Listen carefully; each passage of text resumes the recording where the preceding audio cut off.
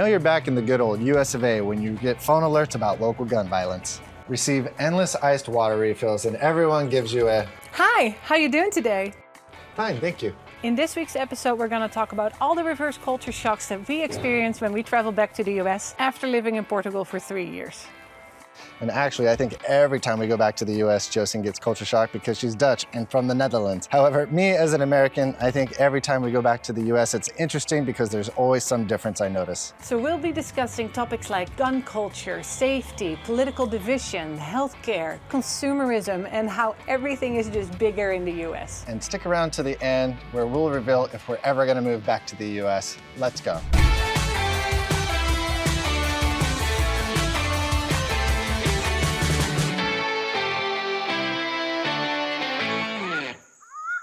Hi everyone, welcome back to our channel Nations Without Borders. My name is Josine. And I'm Eric, and together with our daughter, Nora, we are the Nation family. Back in 2022, we moved to Portugal, and on this channel, we share everything about our lifestyle here in Portugal, travel, and remote work. And if this kind of content resonates with you, please subscribe to our channel so our videos will automatically show up on your feed. All right, let's get into it. So let's talk about the first reverse culture shock I usually notice when I go back to the States, and that is overall friendliness and the politeness of people. And it's something I notice right when I get off the plane when I enter the United States, is just people are very positive and friendly and outgoing and polite. Yeah, Americans have this reputation by outsiders of being loud, overly friendly, expressive, engaging in small talk. And honestly, after living in Portugal and other countries over the years, I actually appreciate this aspect about the US more and more. I didn't realize I missed this about American culture until I returned. Americans in general, they're just more polite, friendly, willing to talk to strangers. And of course, not everyone prefers this kind of social interactivity. I just tend to be more of an extrovert, so I actually tend to like it. I also think part of it is just I miss being in a country where I can actually understand what everyone is saying. Now I know that's my own fault.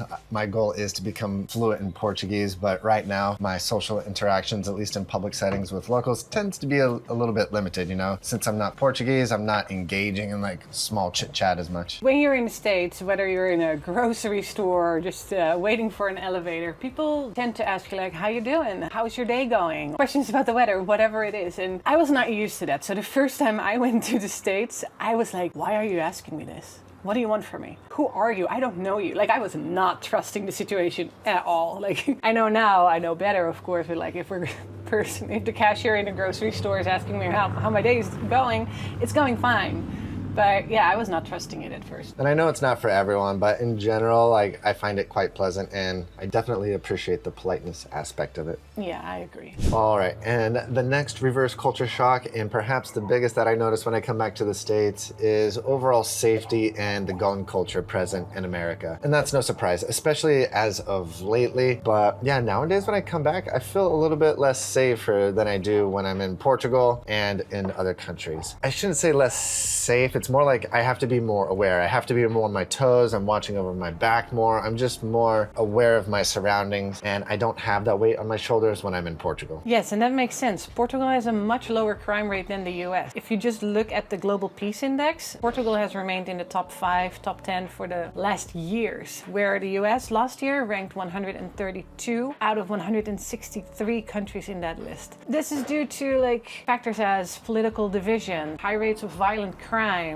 gun control or the lack thereof, and involvement in international conflicts. Yeah, and if you just check the news, it's pretty obvious nowadays. I mean, even just the other day, there was a Mormon church in, I think it was Michigan, that was attacked, lit on fire, and then a mass shooting. And in the last days, I've seen reports of multiple mass shootings per day. And as of September 28th, there was over 326 shootings, I believe, which is a lot. Yeah, lately it's just been crazy. And in Portugal, this just isn't the case. Really, the only time we've ever had to worry about crime or kind of watch our backs is if we go out late in Lisbon, and then you're just worrying about pickpockets or in tourist areas. So it's a huge weight off the shoulders to not really have to worry about it so much here. Yeah, but we never ever have to worry about mass shootings or public shootings, school shootings for that matter, and that is such a big deal. Yeah, and now of course there is crime in Portugal, but it's just nowhere near the level that it is in the United States. Reverse culture shock number 3 is the consumerism and optionality in the States. You don't even realize how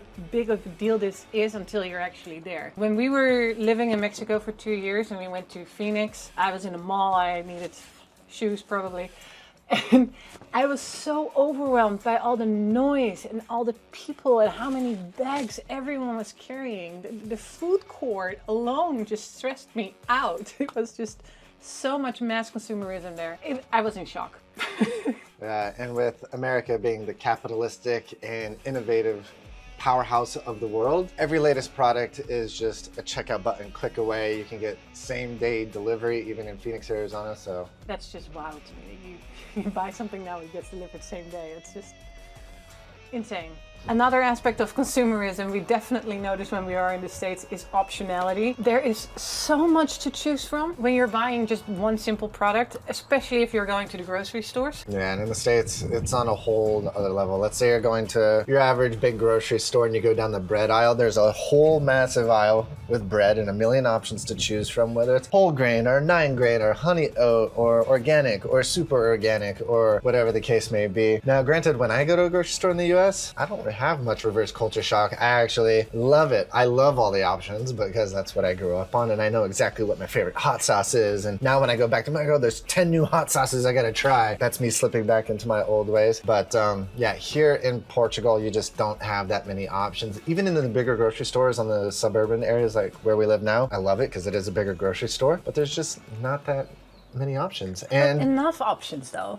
But it's like when you're in the States and you're not used to it, you get that reverse culture shock. It's like analysis paralysis and it's like a mental exhaustion because that's just more decisions you have to make throughout your day. And yeah, it can be overwhelming. And to piggyback off of consumerism, don't get us started on advertising, which is another level compared to Portugal. It's just a constant, unrelentless noise, always being sold something. Yeah, and it's like the type of advertising in the United States, it's different. You'll see lots of billboards and bus posters and bus stop posters about injury attorneys and divorce lawyers and pharmaceutical drugs and anything like aesthetic and fake, like getting your lips Botox or whatever like that. Weight loss. Yeah. Everything it's like in your face. Yeah, it's almost like in the US, advertising is consistently reminding you that there's something wrong with you and the seller has a cure. It's so in your face. And it can be like invasive. It's not just in commercials, it's like in the culture. It's in every shop and every football game and every sponsored moment, every stat brought to you by some bank, and even at the fuel pump, they're trying to sell you lottery tickets. You realize how quiet life back here in Portugal is when you're not constantly being sold something every second. Next, let's talk about the hustle culture in the United States, because I think the hustle culture in the US is like nowhere else I've ever seen. Now, I mean, we know what it means to be busy. We have our own business. We run this YouTube channel, which takes up a lot of our time, plus on top of my full-time job. But the hustle culture in the US is on another level. It has more of like a frantic energy. It's not just about ambition and growth and that more, bigger, better mentality. I think part of it stems from systemic pressure. I think it's one of the core differences between, I would almost say, Europe. Where I come from, the Netherlands, the government provides more security in a way. Like there's affordable healthcare, there's better public education, More social programs. job security. And because of this, I think people feel more likely to be like, more enough is enough. We are content with where we are. I'm successful with this business. It's enough salary to pay the bills, enough food on the table, enough holidays, like 22 days a year. I think people are just more like enough is enough. Now, the American system is the opposite. The lack of universal health care, low job security, and lost faith in things like 401ks and the loss of pensions. People are literally put in a perpetual survival mode, and you have to be growth-oriented and always striving for more to even feel secure. And I think it's also the byproduct of the American capitalistic mindset. I think in general, people are taught that if you put your mind towards something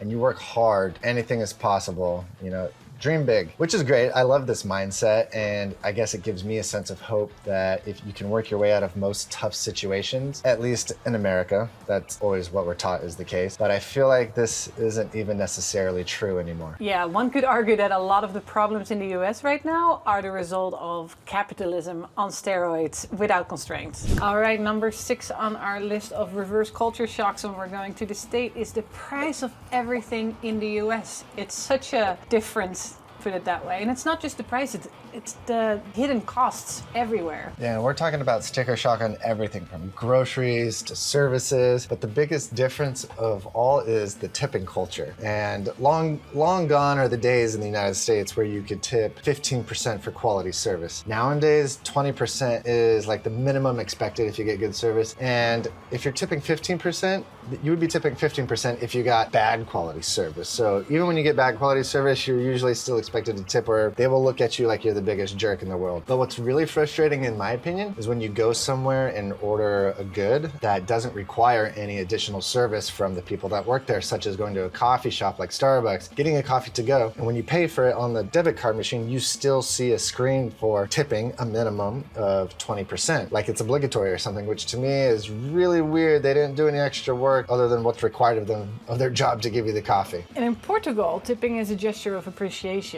You add a few euros to the bill if you had good service. It's not an expectation at all, it's an option. Yeah, when you combine high prices and mandatory tipping plus sales tax isn't included in the price tag, it definitely adds to the culture shock of being back in the States. For example, like I always notice how expensive Ubers are compared to Portugal here. Like in Phoenix, I always spend a ton of money on Ubers unless I'm renting a car. So yeah, things are just more expensive there. Another reverse culture shock that gets me every time I visit the States is food quality and portion sizes. I don't know what it is, but every time when I visit the States, my stomach gets rocked for the first couple days, and it takes me a few days to normalize. I wouldn't be surprised if it has something to do with all the stuff that gets put into the food and agriculture in the United States, some of the stuff that's more regulated in Europe that they don't even allow in food. And like even when my brother and mom visit, they seem less affected by their food limitations that they usually have back in the States. They're able to be a little bit more flexible here. For example, my brother is lactose intolerant, and if he accidentally drinks some milk or cheese here, he's like, it barely affects me. So that is definitely an interesting observation. And every time I do go to the United States, I usually do gain a couple lbs, 5 or 10 pounds. Now I can't completely blame that on food portion sizes and the quality. I think a lot of it has to do with me just like being in vacation mode and like visiting all my friends and family. We're going out to eat a lot, but still the portion sizes are just like mind blowing. I keep saying every time we're going out for dinner in the US, we should just order one dish, one plate, and split it between us, because it's always such a big meal. Like I remember that we were going somewhere for breakfast one day. I ordered a cappuccino and I got like a soup bowl of cappuccino. It was just like I needed 2 hands to drink the thing. Delicious cappuccino. Now, not all my reverse culture shock about food and portion sizes is bad in the United States. I actually look forward to going back every time because of the food. There's just some amazing restaurants whenever I go back home to Phoenix. It's a big city. There's lots of diversity, and this goes back to the optionality. There are some restaurants I go to, I'm like, man, if they had this back in Lisbon, it would absolutely kill. Some of the best Mexican restaurants, some of the best Indian restaurants, burger joints, and don't even get me started on American barbecue. Like the food there is just really delicious. And I don't know what it is, but if I had to kind of put my finger on it, I think in Europe or a lot of European cultures, it's like more simple, but it's more about the quality. And in the United States, it's like kind of relates to the capitalistic mindset where like more, bigger, bigger, bigger. It's like there's more seasonings, there's more ingredients, they make it a party. Therefore, there's more flavor. So I don't know, it's just different. Not saying that one is better than the other, but let's just say whenever I go back to the US, I really look forward to going to some of the restaurants. In the United States, everything is car-centric. Cities were built for cars, and the parking lots are vast and spread out, and the highways are huge and wide. You cannot simply just walk down the street to grab a cup of coffee unless you live in like a city center like in Phoenix, or if you have a local coffee shop in your neighborhood. But you're lucky. It's not common practice that you're walking to walk to your cafe and then you walk to work and walk to the grocery store. Now you basically need a car for everything. Even the cars are bigger. Even the grocery store aisles are more spacious. They have more space, everything's built out. And that's part of the reverse culture shock is when I go back, it's just how much, I'm like, wow, there's so much space here, but it's actually kind of nice. I feel like there's room to breathe and spread out. Here in Europe, depending on what city you're in, like an older city like Lisbon, especially in the older neighborhood of Alfama, you got tiny streets and tiny cafes, and which is cute and all, but you know, sometimes it's nice to just spread out. And the next reverse culture shock, which is kind of hard not to mention, is the degree of political tension and division. In Portugal, of course, politics exists, but they don't dominate every social conversation or the news. Also, the conversation feels less tense or a lot calmer. Coming back to the US, the conflict is constant. It's in the news, it's on social media, it's almost in every conversation with your colleagues or friends. Every day, it seems like there's a new fire in the news with the Trump administration. The feeling that the country is split down the middle is just saddening. It seems like it's getting worse and worse. We've seen American politics influence politics here in Portugal too, with the right-wing Chega party gaining popularity and anti-immigrant views are rising. But in the US, the conflict is just far more intense and constant. The shocking part for me is that politics can divide families or break up friendships. It's just sad. And the last reverse culture shock that we'll cover today is the healthcare system in the US. And the shocking part about it is after living in Portugal for a while, now we realize what having a universal healthcare system that's affordable and accessible really feels like, and the weight off your shoulders that leaves. And when you go back to the US, it's like we have to tell our health insurance company that we're going back to the US, which raises the cost for that period of time that we're there. And you're more careful because, I mean, now we obviously have a family to look after. We have more to be responsible about, so I really have to be careful while I'm going out skateboarding or doing any of my crazy activities. I really have to make an effort to try and not get hurt, because if I do have to go to the hospital, that could be a huge financial burden. Like, even if our insurance covers it, it's a private foreign health insurance, I'll probably have to pay a large chunk of it up front and then maybe get reimbursed later. But regardless, just that fear of getting hurt in the US and potentially occurring like a huge financial bill is just frightening. I think the US is also the only country in the world where you can go personally bankrupt because of medical bills. Financial bankruptcy. Yeah, it was so wild to me when I learned about that part. Another example is that if you have asthma, for example, I grew up with that. An inhaler was like, what, €4 here over the counter? You didn't even have a prescription for that. And that specific medicine that I had really helped your mom. So I was like, why don't you just, here, I'll bring you an inhaler from wherever I am. Really helped her. She went to the doctor to like get that specific medicine and she couldn't get it. The doctor could not prescribe it to her because he was not aligned with whoever makes that. He didn't have a partnership with that company who was able... Who makes that? Yeah. Like, you're a doctor, you should be able to prescribe anything that helps your patient, but that's just not the case in the US. It's money-based. And that was just, blew my mind. Yeah, so whenever we go to the US, we are very careful to try and not have any hospital visits. And so the final question, would I or we ever move back to the United States? Maybe sometime in the distant future if things go a different way, but for right now, honestly, no. Being able to raise our family in a more safe environment without gun violence, a more slow pace of life focused on experiences and not things, with affordable and accessible access to healthcare and education outweighs any of the benefits I would see returning to the States. So, sorry, Mom. We love our family and friends and we love visiting whenever we go back, but for raising our kids and building our life, for now, we are choosing Portugal. Yeah. So if you've lived abroad, what was your biggest reverse culture shock when you were going back to your home country, especially if that's the US? Share your story in the comments because I'm very curious what else is out there. And if this video was helpful or insightful, please give it a thumbs up and like the video. It really does help the channel grow. And make sure you subscribe to our channel Nations Without Borders for more episodes about expat life, living in Portugal, and travel as a family. Thank you for watching, and remember, Explore life beyond borders. Adios. Bye-bye. Ciao. Doei.